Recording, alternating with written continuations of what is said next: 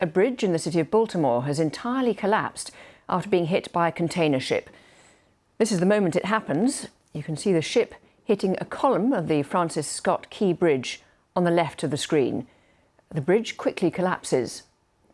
The Baltimore City Fire Department is currently at the scene. Its head says as many as 20 workers are believed to have fallen into the river. Officers have confirmed the incident is being treated as a mass casualty event after it happened at about 1:30 a.m. local time.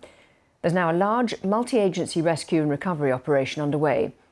The Baltimore Mayor, Brandon Scott, says he's aware of the incident and is in contact with local authorities. Well, this is where the incident happened. As you can see, in the eastern state of Maryland, the Francis Scott Key Bridge crosses the Patapsco River. The bridge is a key transport route in the city. Traffic is being diverted throughout. Well, here's a witness briefly describing the scene. I wanted to know what the bang was. Ship hit the Key Bridge, sinking. The bridge is gone.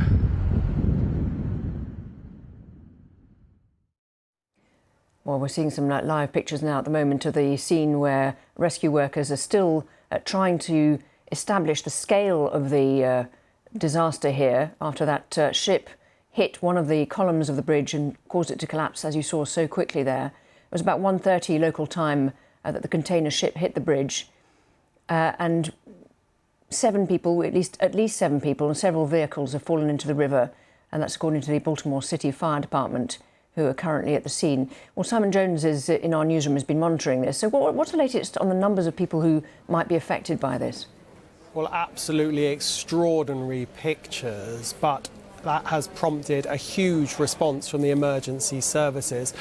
We were initially told they feared 7 people were in the water along with a number of vehicles. They have now upped that number to up to 20 people are feared to be in the water, and this is proving to be a hugely challenging rescue operation. It's being led by the fire service. They're describing this as a mass casualty event. Now, they have a number of challenges, not least, as you can see from these live pictures, that it's still dark. You can see the emergency services blue lights flashing, but they are trying to find people in the river below the bridge that has collapsed in the dark, plus also with the challenges that this huge piece of infrastructure has come down. It's a road bridge that's about 3 kilometres long, gives you a sense of the size of it, and so that presents some challenges because what they have to do is make sure that those rescuers who are going into the water looking for survivors will be safe themselves. So that's why all the emergency services in the area are responding to this. It's being described as a huge event, and that eyewitness you just heard from really gives you a sense of the shock that people are experiencing, a feeling about this. He saw, or heard the moment at least, that this container ship went into the bridge, and his response was one of simply disbelief. But at the moment, for the emergency services, the authorities, they have to put aside that initial shock, that disbelief, and focus on that rescue operation with up to 20 people at the moment, we're being told, in the water. And tell us a little bit about the container ship, because there were early reports that it actually had started to sink. What's happening to the container ship itself? Well, we're told at the moment by the firm which owns that container ship, it's actually registered in Singapore and was heading, we're told, to Sri Lanka. Now, we're told that that ship at the moment, that the crew members on board that ship have been accounted for and that they are all well and there were no injuries amongst those members of crew. But the firm that owns this ship is saying that an investigation will be launched. But I think at the moment there are going to be lots of questions about how this could have happened.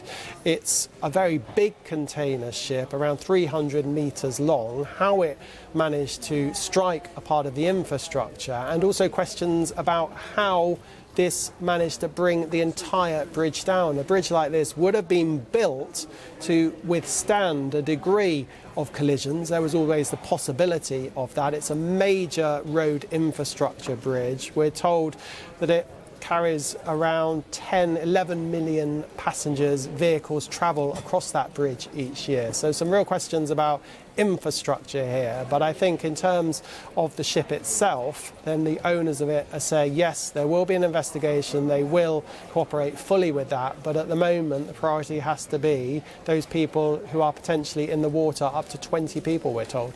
Indeed, so the focus on the rescue operation at the moment. In the meantime, the bridge is part of Interstate 695, isn't it? So quite a major piece of infrastructure. Tell us about the diversions and how much impact it's having on the area.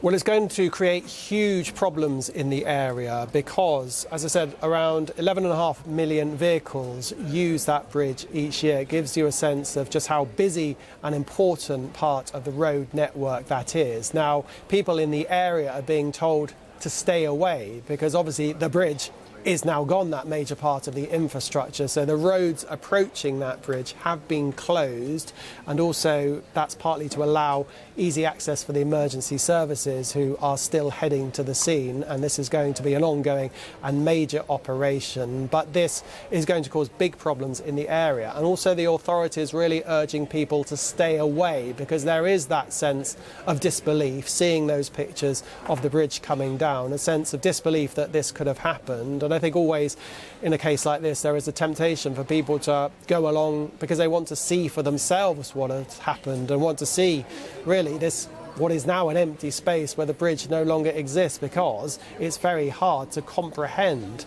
Having seen those pictures, people who live in the area will be extremely shocked, but the emergency services are making it clear that is not going to help the situation. We know that the mayor said that he was heading down to the scene to be briefed firsthand about what has happened and inevitably to check whether the emergency services need any additional resources. And the county chief for Baltimore, to give you a sense once again of the scale of this and the problems that it has caused, is asking people to pray for those who have been impacted by the collapse of the bridge. So a sign again of what a major incident we're talking about here. And we're hearing that the water in the harbour there could be as low as 9 degrees Celsius or 48 degrees Fahrenheit in the Baltimore harbour. That's according to the National Oceanic and Atmospheric Administration. And so quite easy for people to get hypothermia fairly quickly if they are still in the water.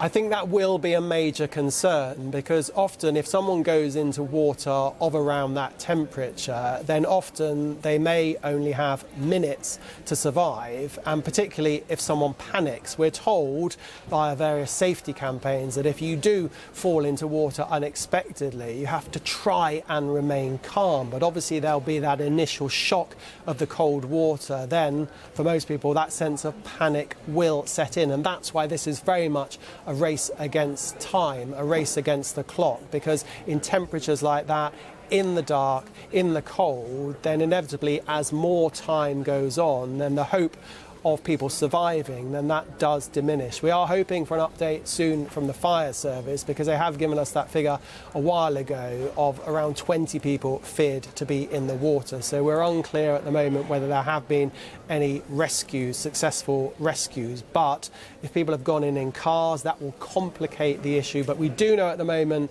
that the crew of the container that struck this bridge, causing it to come down at about 1:30 in the morning local time, the crew have been safely accounted for, and the container ship's owners say that their investigation and recovery team are also en route to the site. Simon Jones, thank you very much indeed, and we'll come back to you later on. Thank you very much indeed for that update.